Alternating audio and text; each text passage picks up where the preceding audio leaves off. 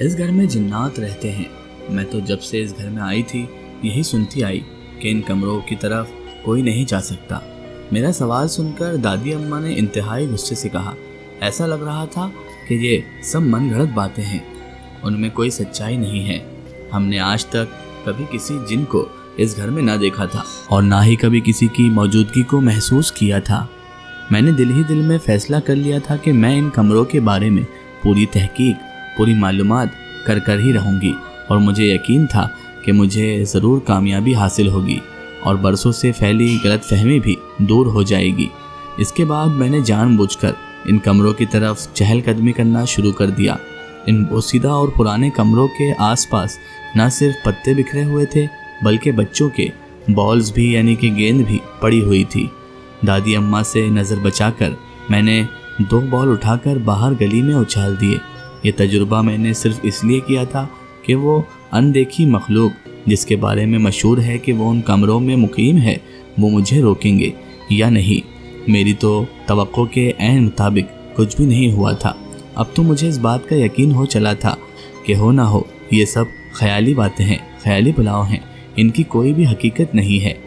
انہی دنوں دادی اماں کچھ دن کے لیے چھوٹے چچا کے گھر رہنے کے لیے جا رہی تھی۔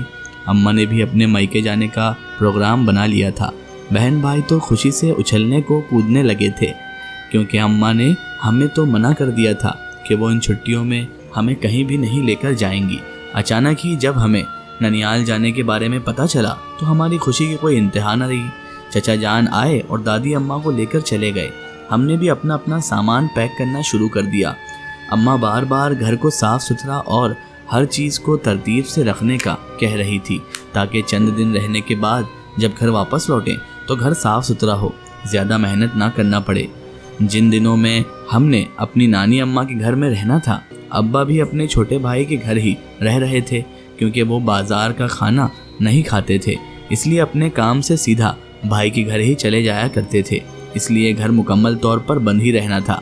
مجھے یاد تھا کہ جب بھی ہم نانو کے یہاں گھر جاتے تھے، گھر سے واپس آتے تھے تو گھر بہت زیادہ گندا ہو چکا ہوتا تھا۔ آندھی اور طوفان کی وجہ سے ہر طرف مٹی اور پتے بکھرے ہوئے ہوتے۔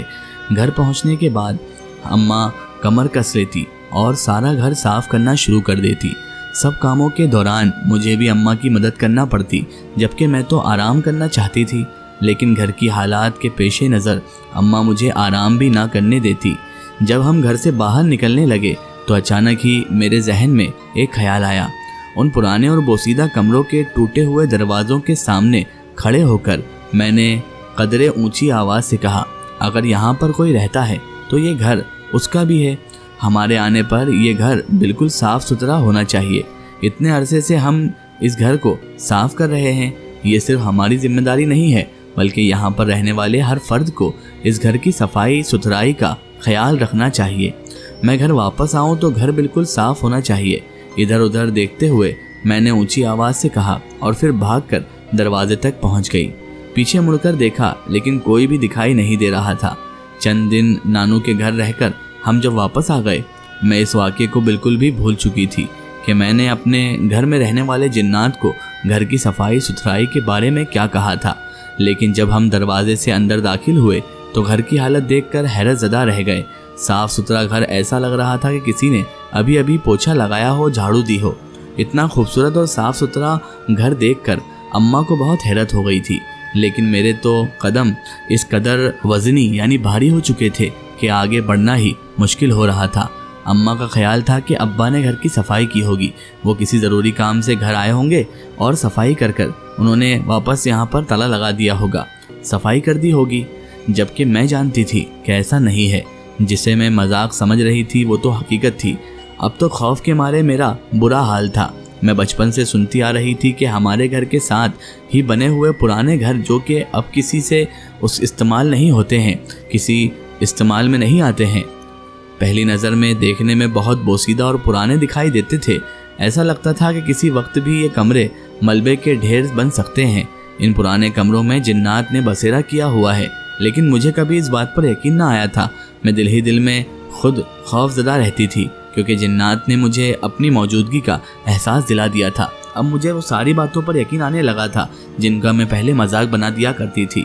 میں نے اب ان بند کمروں کی طرف جانا چھوڑ دیا۔ اس روز کے بعد ان بند کمروں کی طرف دیکھنا جانا سب چھوڑ دیا تھا، بلکہ میں تو نگاہ اٹھا کر بھی دیکھتی نہیں تھی۔ کچھ روز تک تو میں جنات کی موجودگی کا سوچ کر بہت خوف زدہ اور ڈری ہوئی رہی، لیکن پھر میں نے اس حقیقت کو قبول کر لیا۔ میں اکثر سوچا کرتی تھی کہ اگر جنات کو ہم سے کوئی مسئلہ ہوتا تو وہ ہمیں ضرور تنگ کرتے، لیکن ایسا کوئی واقعہ میرے علم میں نہیں آیا تھا جس سے یہ ثابت ہو کہ یہاں پر رہنے والے جنات ہمارے دشمن ہیں یا ہمیں یہاں سے نکال دینا چاہتے ہیں۔ اس لیے جنات کے حوالے سے خوف زدہ جو خوف میرے دل میں تھا آہستہ آہستہ کم ہوتا گیا، لیکن اب میں ان کمروں کی طرف جانے کی ہمت نہ کرتی۔ شام ہونے کے قریب تھی، اماں کھانا بنانے میں مصروف تھی، جبکہ آج دادی اماں کی صحت کچھ ٹھیک نہ تھی، اس لیے وہ آرام کر رہی تھی۔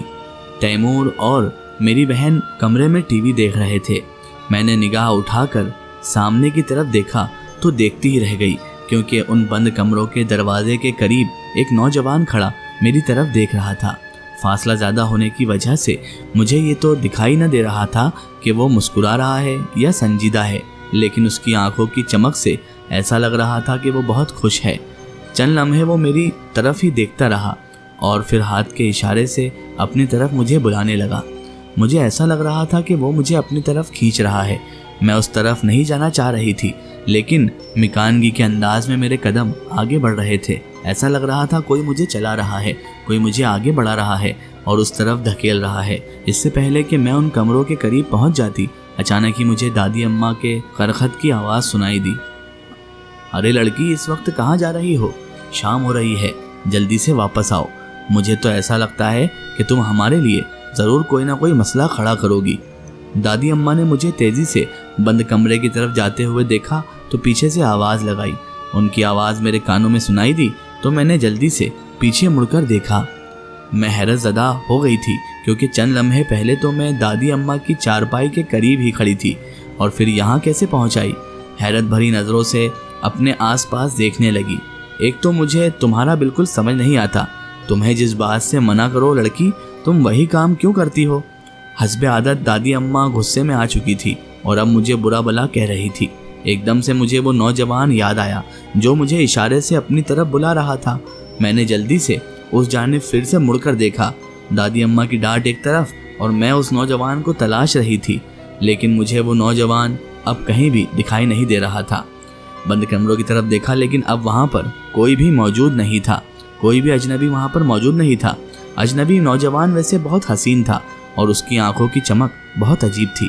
ایسا لگ رہا تھا کہ اس کی آنکھیں نہیں بلکہ چھوٹے چھوٹے 2 روشن بلب تھے۔ میں تو چہل قدمی کر رہی تھی۔ اب تو مجھے یقین ہو گیا تھا کہ ہو نہ ہو اس کمرے میں جنات ضرور موجود ہے۔